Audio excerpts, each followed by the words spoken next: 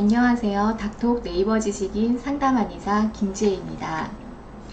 생리전 증후군 혹은 월경전 증후군은 배란기부터 생리를 하기 전에 주기적으로 나타나는 증상으로 일상생활에 불편감을 줄 정도의 정서적인, 신체적인 문제 증상들을 의미합니다. 생리전 증후군은 사람마다 그 정도도 다르고 양상도 다른데요. 대략 150여 가지 이상의 증후와 증상들이 나타나는 것으로 보고되고 있으니 무척 다양합니다. 이 다양한 증상들은 크게는 4가지 범주로 묶어서 보고 있는데요. 첫 번째로 정신적인 문제입니다. 가장 흔하게 나타나는 생리전 증후군 증상 중에 하나인데요. 분노, 흥분, 긴장, 슬픔 등의 감정 변화가 생깁니다. 보통 배란기를 지나면서부터 점차적으로 악화가 되고 생리를 하면서 호전이 됩니다. 두 번째로는 체중이 늘어나고 몸이 붓는 것입니다. 얼굴이나 손발이 쉽게 붓는다거나 유방이 부풀면서 유방 통증과 두통이 생기고 붓기로 인해서 몸무게가 늘어나게 됩니다. 이때 늘어난 몸무게는 생리하면서 다시 줄어드는 양상을 보입니다. 세 번째로 식욕이 늘어나는 것입니다. 특정 음식을 무척 찾게 되거나 특정 음식을 못 먹기도 합니다. 식욕이 증가 혹은 감퇴하는 것입니다. 마지막으로 우울증입니다.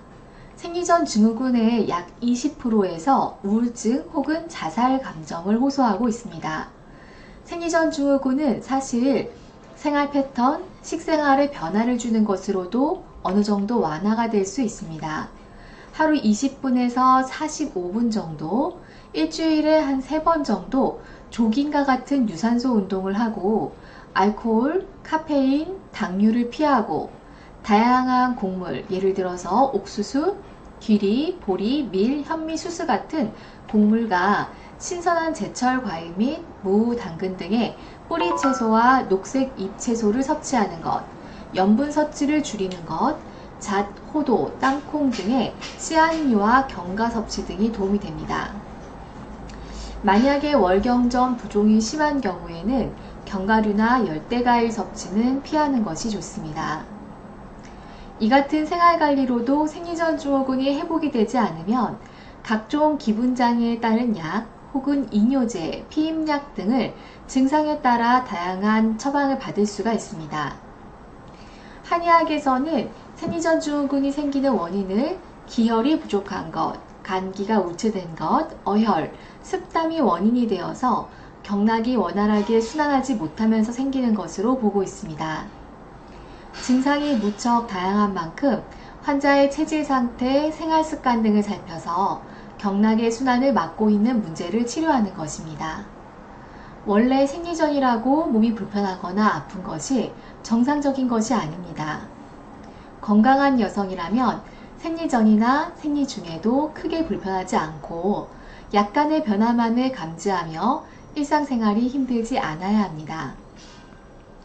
인체의 불균형한 상태가 개선이 되어 건강을 원래대로 회복하면 생리전 증후군도 완화가 되고 크게 힘들게 느껴지지 않게 되는 것입니다. 우선 생활관리를 통해서 최대한 몸을 회복해 보시고 그래도 여전히 반응이 없고 힘들다면 치료를 받아서 생리전에도 좀 더 편안해지길 바랍니다.